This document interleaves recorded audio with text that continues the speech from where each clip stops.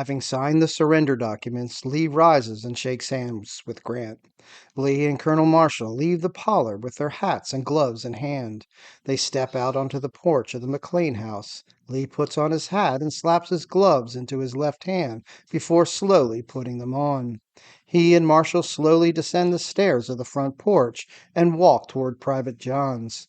Lee slowly takes Traveler's reins and gently pats his nose. And then he puts his left foot in the stirrup and swings slowly into the saddle, uttering an imperceptible groan or sigh. Meanwhile, Grant and other Union officers have come out onto the porch. As Lee and his small party prepare to ride away, Grant and the Union officers remove their hats. Lee tips his hat in acknowledgment of their courageous gesture and slowly turns his horse away to begin the difficult journey back to his headquarters camp. Thus ends one of the great moments in American history. One can argue that this is the high point in the lives of these two great Americans, because as much as they are able to have any control over the course of the future events, they have placed the nation on a path of peaceful reconciliation before any of the politicians can get involved. As Lee returns to his headquarters and rides east along the Lynchburg State Road, large numbers of his men crowd around him. He has yet to issue his now famous farewell address. Many of the soldiers ask him if it is true about the rumors circulating throughout the ranks that the army has surrendered to General Grant. He slowly rides on through his men and arrives at his headquarters in a rather foul mood. After slowly dismounting, he is seen by his staff pacing back and forth in camp, remembering the day's fateful events. He can hear cheers in the camps of the enemy as he continues to pace back and forth. During the next several days, both armies prepare for the formal surrender of the Army of Northern Virginia. Commissioners meet to iron out procedures. Union soldiers commandeer a local printing press and begin to churn out parole forms. While the remaining cavalry units surrender on April 10th and artillery units turn in their cannon on April 11th, the climax of the surrender ceremony is on April 12, 1865, 4 years to the day after Confederate forces opened fire on Fort Sumter. As the infantry of the Army of Northern Virginia prepares to march into Appomattox Courthouse to surrender their arms and colors, Union soldiers in 2 ranks line both sides of the old Lynchburg stage road. They are drawn from the 1st Division of the Union's 5th Corps. Brigadier General Joshua Lawrence Chamberlin has been given the task to oversee the former surrender of Confederate arms. The 20th Maine will be one of the regiments standing in double ranks next to the road. Also present is the 185th New York, as well as the 198th Pennsylvania, new regiments that Chamberlain had led in the final campaign. Chamberlain takes position next to the road, sitting on his horse Charlemagne. If we were here on April 12, 1865, we would look east and see a long line of butternut and gray winding its way along the road in the distance.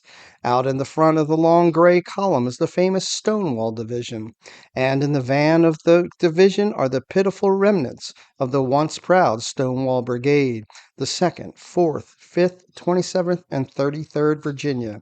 As the long column approaches the Appomattox River, the rebels temporarily disappear from view and then slowly reappear as they ascend the hill leading to the Appomattox Courthouse.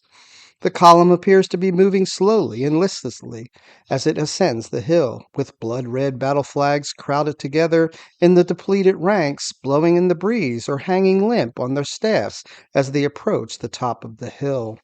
General Gordon is at the head of the column, riding a magnificent black horse with his head tilted downward. And as Gordon approaches, Chamberlain sits aside Charlemagne. Chamberlain issues an order for his men to go right shoulder shift, and the soldiers lining both sides of the road come to the marching salute. Gordon hears the sound of shifting of arms. He quickly turns and gives a similar order to his men, and they come from right shoulder shift to shoulder arms, a salute as they continue to march forward. When he reaches the spot where Chamberlain and Charlemagne are positioned beside the road, Gordon wheels his beautiful black steed to the left to front them. He takes the reins in his left hand, forcing his mount's head downward To Chamberlin, it looks like Gordon and his horse have become one. He then raises his sword hilt to his chin, with the blade turned sideways, and then he lowers the blade so that its tip touches his boot. Chamberlain smartly responds to Gordon, honoring, saluting honor.